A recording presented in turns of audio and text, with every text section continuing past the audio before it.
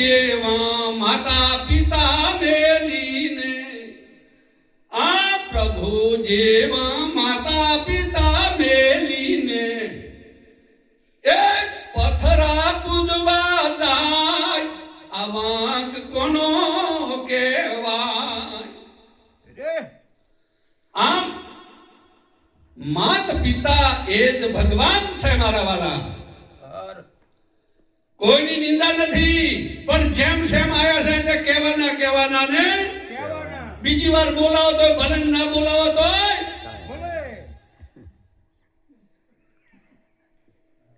કારણ કે અમારે કોઈ ની કઈ જરૂર નથી.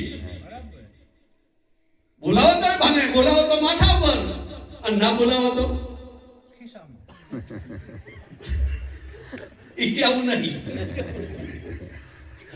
બોલાવો તો માથા બરાબર, પણ ના બોલાવો એ કેવું નહીં ને કેના બરાબર.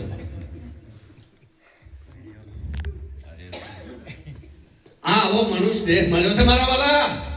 વિચાર કરો, ગાય ભેંસ લેવી હોય 2 લાખ રૂપિયા છે ને, હારી ભેંસ લેવા જાય 1.5-2 લાખ, અને 4 લાખે વેચાણી છે. તો પરમાત્માએ આપણને આમ જો એક આંખની કેટલી કિંમત, જેને નથી એને પૂછો કે તને કેટલી તકલીફ, તો આંખ કોને આલી? નાક કોને આલ્યું? 2 કિડનીઓ કોને આલી? કયો ભગવાન આવ્યો તો? દ્વારકા વાળો, રણુજા વાળો, હરદ્વાર વાળો? કયો ભગવાન આવ્યો? કઈ માતાએ આલ્યું? આંબામાં કેરી ક્યાંથી આવે? લેબડામાં લેબોડી ક્યાંથી આવે? બાદરીમાં બાદરીયું ક્યાંથી આવે? કાહણું. આપણી માની કીર્તિઓમાંથી 2 કીર્તિઓ મળી છે. બીજા કોઈ ભગવાને નથી આપી, કોઈ માતાએ નથી આપી. 2 આંખું, માની આંખોમાંથી આંખું. એક માતા પિતાના રજબુંદથી, પિતાનું રજબુંદ અને માનું રક્ત આ મિલન થવાથી આ માના 72 ફૂટના આંતરડું છે. એ આંતરડામાંથી જેમ આંબામાં કુંપોળું આવે એમ આ કુંપોળું એમાંથી ફૂટી છે મારા. 72 ફૂટનું આંતરડું અને 900 નાડું સૂક્ષ્મ છેણી. આને 72 કોઠા 900 નાડું કહેવાય છે મારા વાળા. તમામ અંગ આ માના આ માતાઓના અંગમાંથી મળી છે મારા વાલા. અને અમારા કરશનભાઈને 70-80 થયા છે, બેસરભાઈને થયા છે, અને આપણા બધામાં 35-40 તો હશે જ ને.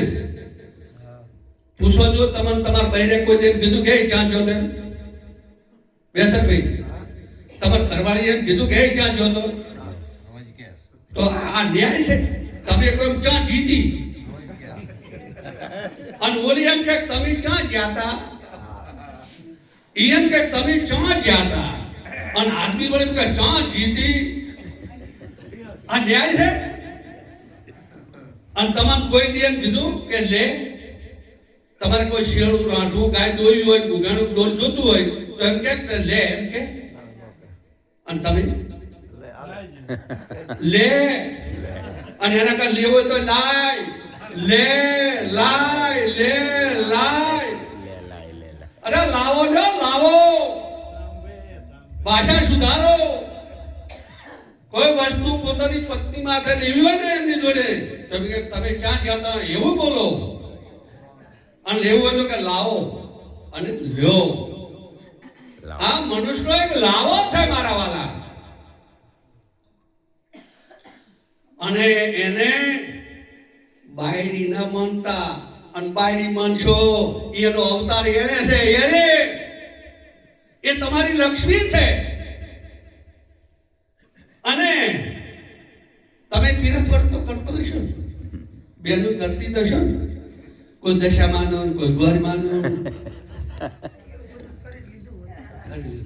એટલે આમ કર્યું એટલે ભગવાન ભાડ્યા કર્યું.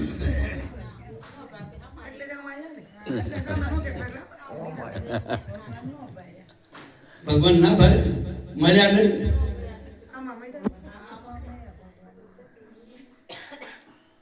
તમારો પૈણ્યો પતિ તમારો ભગવાન છે. એ જ ભાઈઓના માટે પોતાનો પતિ એ ભગવાન છે અને ભગવાનના માટે પત્ની એ લક્ષ્મી છે. બોલો, ધનતેરસ આવે એટલે બધા આપણે ધનનું પૂજન કરે છે ને લક્ષ્મીનું. ઈ વ્યર્થ છે, વ્યર્થ. બોલો, આ બધી ભાઈઓ બેઠી અને પતિ તો હશે ને. ચિયા પતિ આ લક્ષ્મીની પૂજા કરી કોહેડો.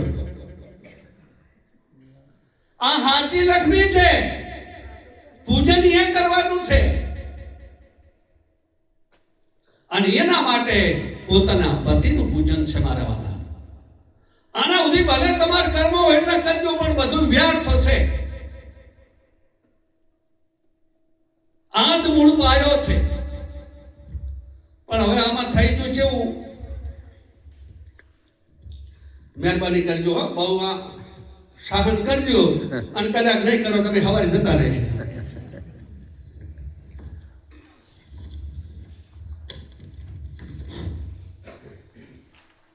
આમ તો લગ્ન ફેરા ફરતી વખતે ગોરમાને ઈશારો કરે છે કે આ તમારા વિષ્ણુ છે અને વિષ્ણુ કહે છે કે વિષ્ણુને કે આ તમારી લક્ષ્મી છે. પણ પછી માયાના બથોબથમાં બધું ભૂલી જઈએ એટલે ચારેક વળી કહે છે કે ભાઈ બે ઠામડા ભભરે. હવે એમાં ઠામડા ભભરે આવેશમાં આવી જાય અને આપણે લગ્ન કરે એટલે તલદો હોમે ને, તલદો હોમે એટલે અગ્નિમાં તલ ને જવું હોમે.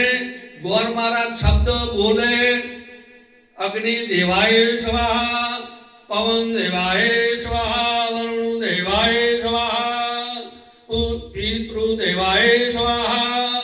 આરી હોય છે બીજું કઈ, પણ એ સંસ્કૃત બોલવાનું આપણે ગુજરાતી બોલીએ. આનાથી બીજા કોઈ મંત્ર એના કરે નથી, પણ ભાષા ફેર કરીને બોલે એટલે આપણે મહારાજ જબરવિધિ કર્યા.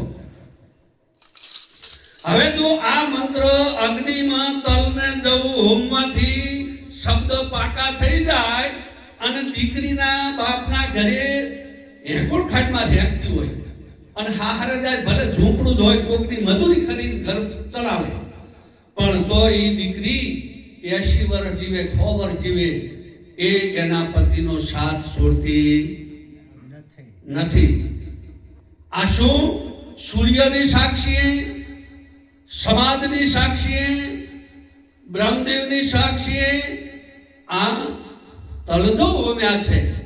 એ શબ્દો પાકા થઈ જાય અને કદાચ બે માણસને ત્રણ હાથી હોય, કદાચ ઝાપટાઈ થયું હોય અને પછી ભાઈ પસાર રોટલા ઘડવા બેહે અને રોટલા ઘડતી આવેશમાં આવી જાય. પછી ભાઈને એવી સડી હોય ને એટલે દાંત પીડીને શું કે લોટ માખડે, તમારો લાડવો સોળે.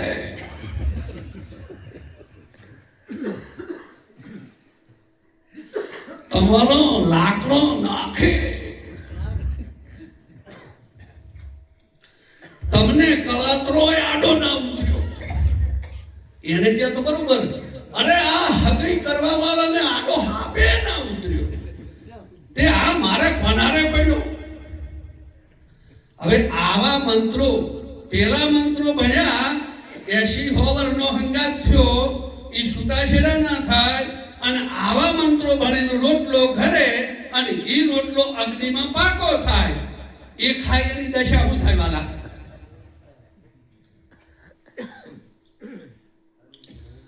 એટલે સંતો કહે છે પરમાત્મા એ મનુષ્ય દેહ મળ્યો છે, મુખ બોલવા આપ્યું છે અને એમાં આવા પોતારામ મહારાજ જેવા ગામમાં ગુરુ મળ્યા હોય એટલે આમ કીર્તન કરતા કરતા કામ કરો.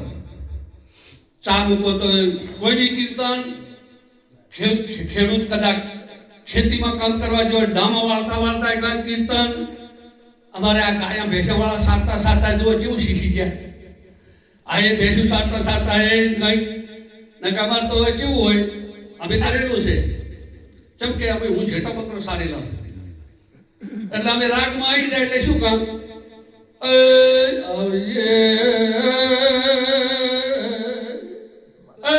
મારી વેળાની દેવી આવી આ રીતે કર્યું ભયા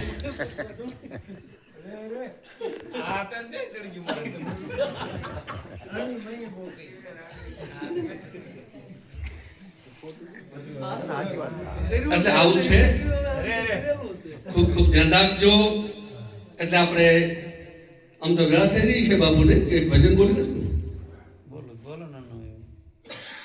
બોલી નાખીએ પૂછવું પડે ભાઈ બધે રજા લેવી પડે સમય મર્યાદા હોય અરે તો